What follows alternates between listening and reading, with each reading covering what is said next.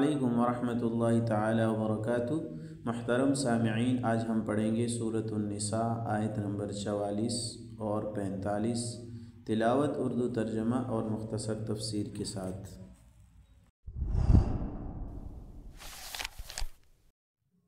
اعوذ باللہ من الشیطان الرجیم، بسم اللہ الرحمن الرحیم۔ ألم تر إلى الذين أوتوا نصيبا من الكتاب يشترون الضلالة ويريدون أن تضلوا السبيل والله أعلم بأعدائكم وكفى بالله وليا وكفى بالله نصيرا۔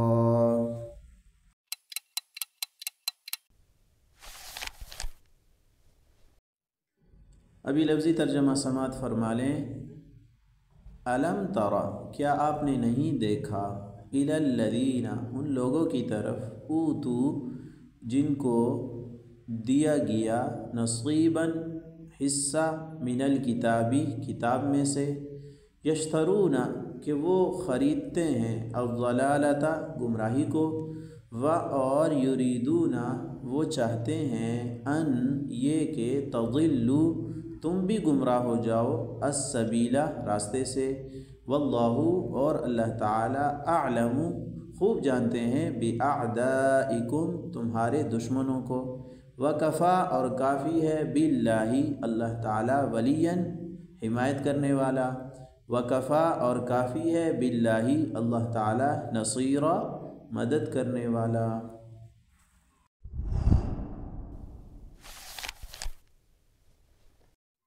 بمحاورہ ترجمہ یوں ہوگا، جن لوگوں کو کتاب یعنی تورات کے علم میں سے ایک حصہ دیا گیا تھا، کیا تم نے ان کو نہیں دیکھا کہ وہ کس طرح گمراہی مول لے رہے ہیں اور چاہتے ہیں کہ تم بھی راستے سے بھٹک جاؤ، اور اللہ تمہارے دشمنوں کو خوب جانتا ہے، اور رکھوالا بننے کے لیے بھی اللہ کافی ہے، اور مددگار بننے کے لیے بھی اللہ کافی ہے۔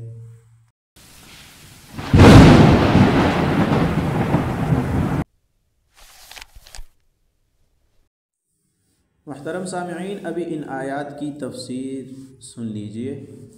پچھلی آیات کے اندر اللہ تعالیٰ نے پہلے تقوی کا ذکر کیا تھا، اور پھر اس کے بعد کچھ طہارت کے متعلق احکامات، اور شراب سے متعلق اور نماز کے متعلق احکامات بیان کیے تھے۔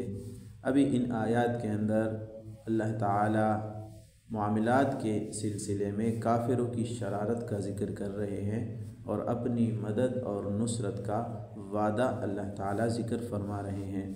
چنانچہ اللہ تعالیٰ فرماتے ہیں، الم تر الی الذین اوتوا نصیبا من الکتاب، جن لوگوں کو کتاب سے مراد یہاں تورات ہے، تورات کا ایک حصہ دیا گیا، مراد اس سے یہود ہے، کہ آپ ان کو نہیں دیکھتے، یشترون الضلالۃ، کہ وہ گمراہی کو خریدتے ہیں۔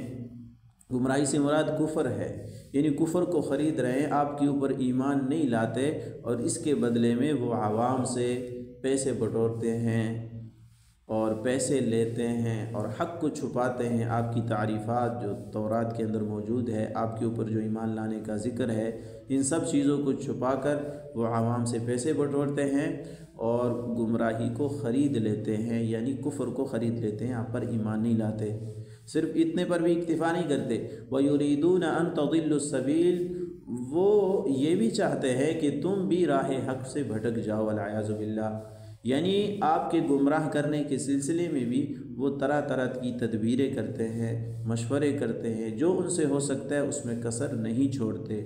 تو یہ آپ کے خود بھی ہدایت پر نہیں آتے، اور آپ کو بھی راہ حق سے ہٹانے کی مختلف تدبیریں کرتے ہیں، یعنی اتنے سخت آپ کے دشمن ہیں، لیکن آپ کو پریشان نہیں ہونا چاہیے۔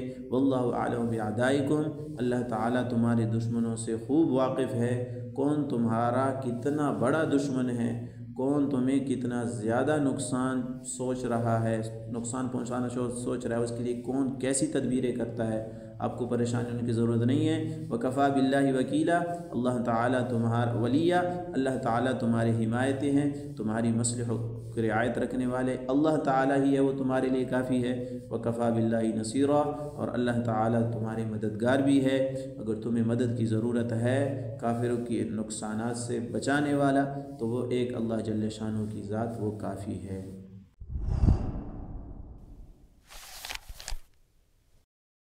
خلاصہ یہ ہوا کہ دین کے اعتبار سے کافروں بالخصوص یہود کے معاملات بدنیتی اور خرابی پر مبنی ہوتے ہیں، تو ان سے بہت زیادہ چوکنا رہنے کی ضرورت ہے، اور اس کے ساتھ ساتھ اللہ پر اعتماد رکھیں، اللہ کے ساتھ تعلق جوڑے رکھیں، تو اس صورت میں نتیجتاً جیت اور فتح وہ دین حق کی ہی ہوگی۔ وآخر دعوانا ان الحمد للہ رب العالمین۔ السلام علیکم ورحمۃ اللہ وبرکاتہ۔ ماشاءاللہ ماشاءاللہ۔